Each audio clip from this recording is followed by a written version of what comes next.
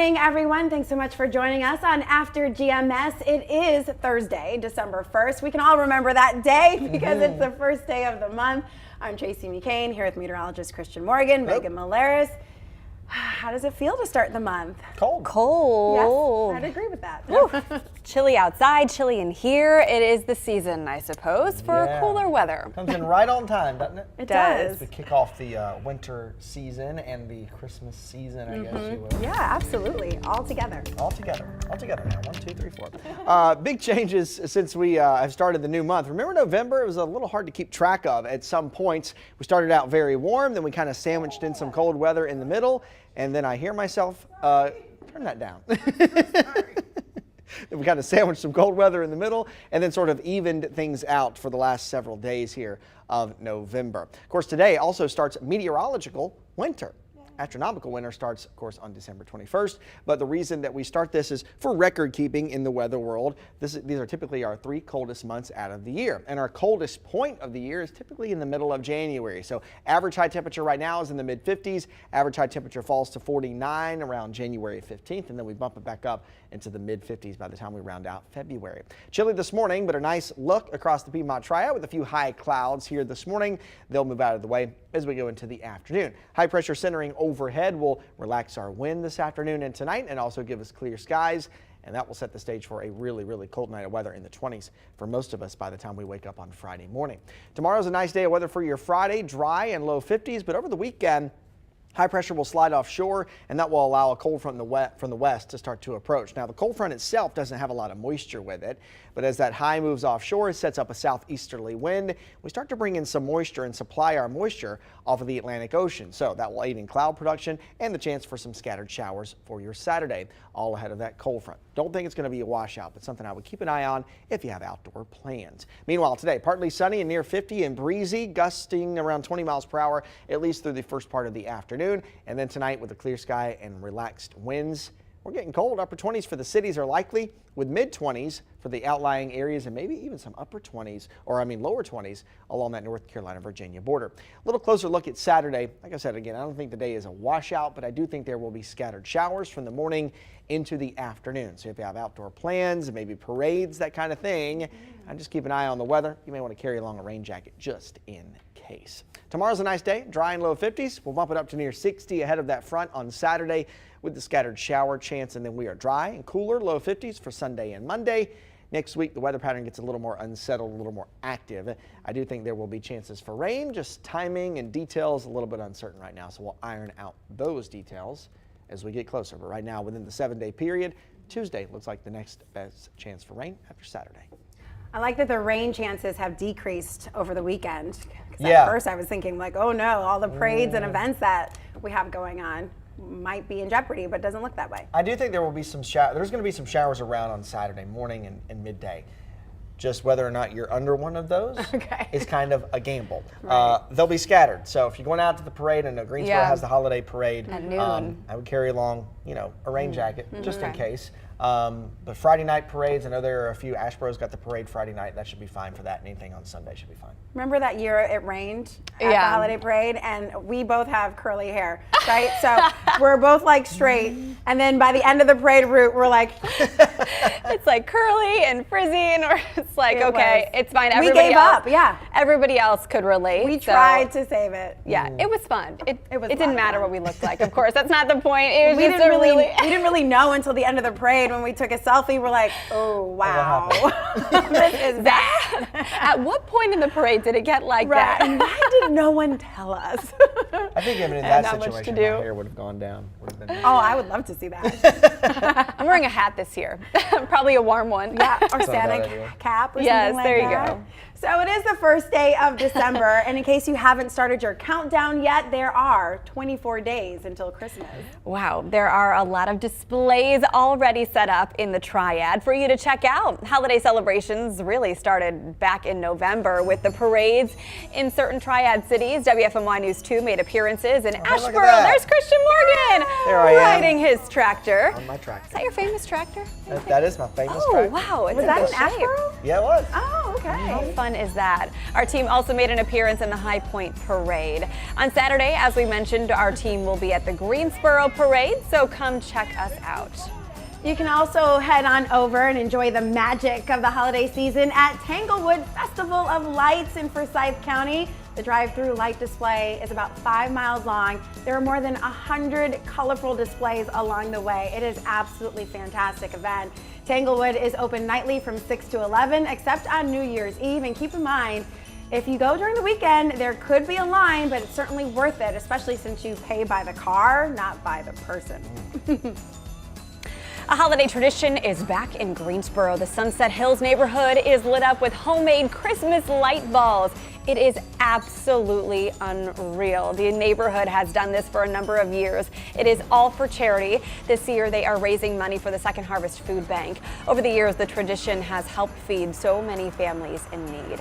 That's so awesome, and that one is free. Yeah, Drive through, just bring your there earlier this week. donation. Yeah. Awesome. Here's something neat that happened just last night. Here's time-lapse video of a team assembling the Moravian Star in Winston-Salem. The 31-foot star is a holiday tradition that's been ongoing since 1992. Atrium Health Wake Forest Baptist turns it on every year on the last day of November. And so now you can see it when you drive through Winston-Salem. It's right across from the hospital near, I think there's a Wendy's right there. Gas station too. Not that I know every food place and gas station. Just asking. North Carolina's world-famous Biltmore Estate is officially celebrating the holiday season. Yesterday, Biltmore shared pictures of the yearly Christmas tree arriving. Biltmore is the largest privately owned home in America, the Vanderbilts, and their tree is impressive, a 35-foot tall Fraser fir. The team spent the afternoon decorating and applying the finishing touches. Wow, that is magical. Probably my favorite Christmas tradition. We try to go every year, every other year. It is incredible. And the tour, if you've done it before, there's always something new. They try to update it. And so always something you can learn. Sometimes rooms that were not open the previous year are open on the tour, whether you do the candlelit vigil at night or the daytime one. It's beautiful to see all the trees decorating the houses. You learn a ton about the history of the Vanderbilt family. It's magical. Yeah, there are a bunch of community events happening this weekend. We listed all of them basically in Greensboro, but right next to Greensboro, just to the east, closer to Burlington, is a wonderful town named Gibsonville, which produced the likes of me and others. That's all the more reason to celebrate. Yeah, so we're having a holiday parade on Saturday as well, and it is a magical time of year. Actually, the city of Mebane also hosts theirs on Saturday as well. Theirs is a nighttime one, which is always a lot of fun. So I didn't realize that Asheboro had a Thanksgiving and a Christmas parade. So the Thanksgiving parade is what's called the Northmont Estates Thanksgiving Parade. Okay. It's actually started by 3 girls in the neighborhood about almost 20 years ago. I think 18 or 19 years now that it's been going, and it always benefited a charity. And then over the years, it's just become a tradition. It's up on the north side of Asheboro in that neighborhood. Got it. And I think this year there were maybe close to 20 floats. You know, it kind of varies. Yeah. But it's all the neighborhood kids and the children that come out for that. So that was fun. Threw out candy and got to meet a lot of people there in my hometown. And then the actual city of Asheboro Christmas parade is tomorrow night. Okay, gotcha. I like the night parades. I do too. They're fun. They are fun. At one point there was talk that Asheboro may move it to the middle of the day, and I said, please don't. You're like, don't Because ruin you see it. all the lights, you know, ruin and it's just Christmas. different.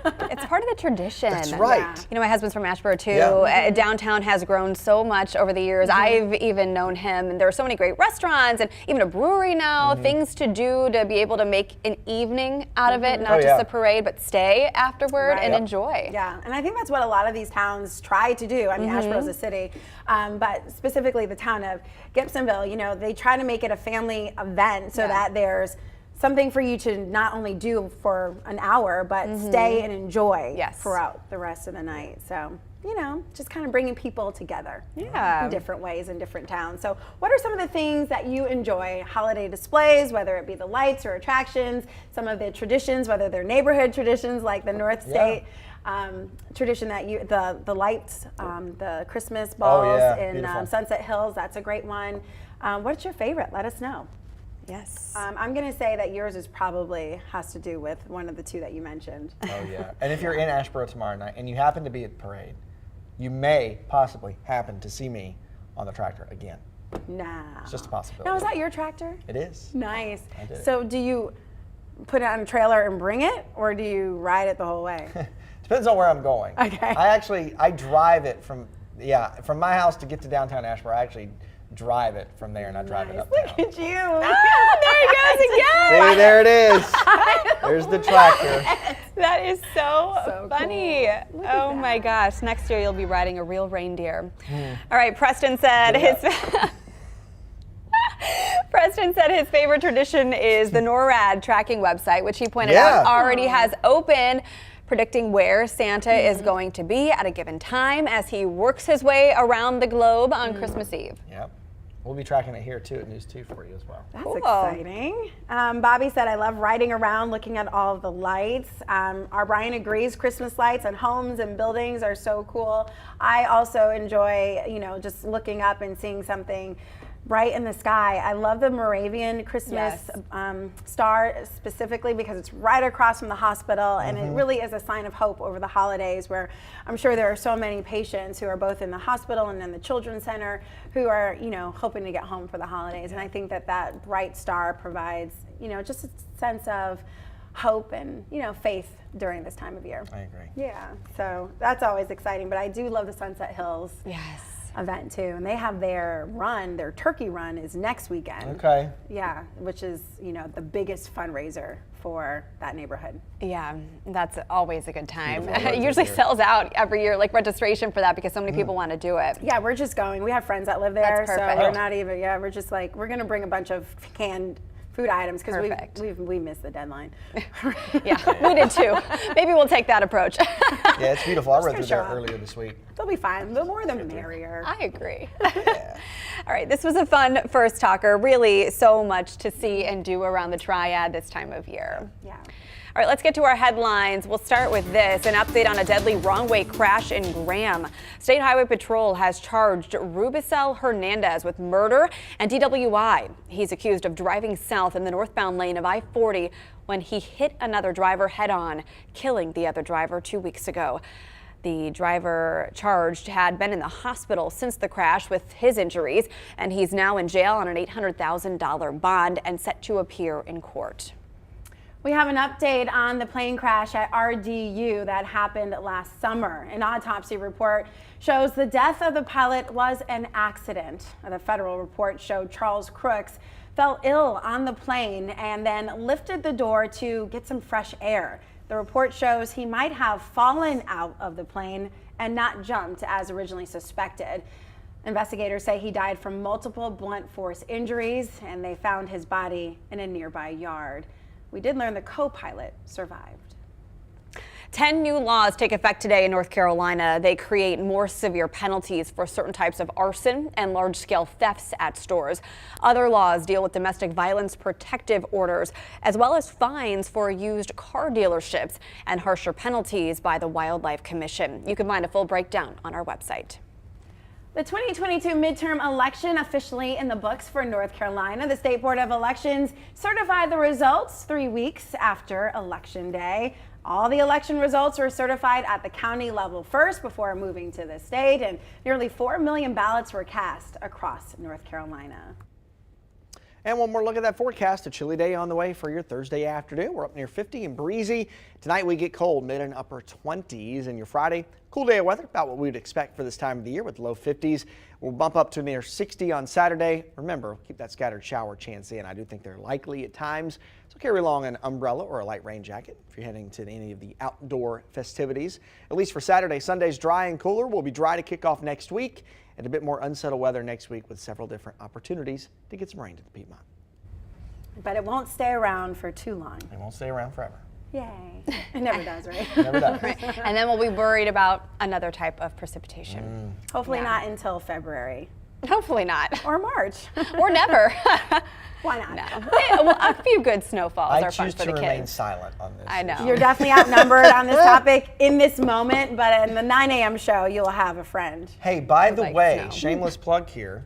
Our News 2 weather team outlook for the winter comes out tonight. You can watch it live on News 2. Ooh. Awesome. Give us a preview. I actually kind of heard it, but I'm not We gonna are say in it. a third La Nina year in a row. Okay, that is a hint because La Ninas mean more. Watch and find out. I'm like, so That's a tease. All right. Don't rush to get the bread and milk, just saying. Right. Don't rush. No. All right. We will see you guys on the Good Morning Show at 9 and back here tomorrow for After GMS. Make sure you're watching that weather outlook tonight. I cannot wait. We'll be talking about that tomorrow. Yes, ma'am, we will. All right, we'll see ya. Bye.